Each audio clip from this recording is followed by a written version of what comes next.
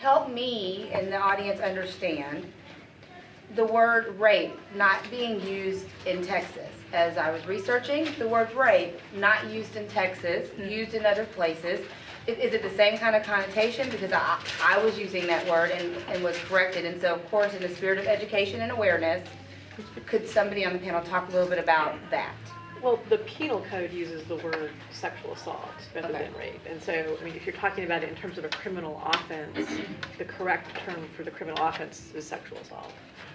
Now, I wasn't involved in how the legislature at some point made the decision to switch it over to using this particular words. I think that one of my understanding in terms of some of my folks who work with sexual assault survivors is that it also, one of the things that's important to realize is that I think when you talk about rape, there's a very specific act that you have in mind, which is non-consensual sexual intercourse.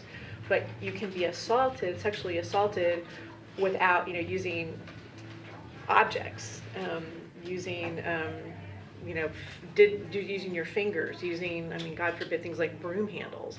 And so I think that part of my understanding is that in terms of broadening the notion of what the offense is that that's one of the reasons that the word sexual assault is used. It's also important, I think, to know that until fairly recently, there was no such thing that you couldn't be raped by your spouse.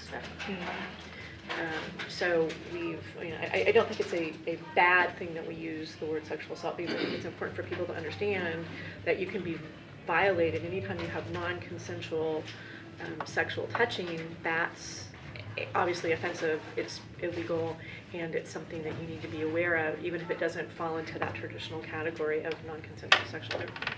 Okay, any other feedback?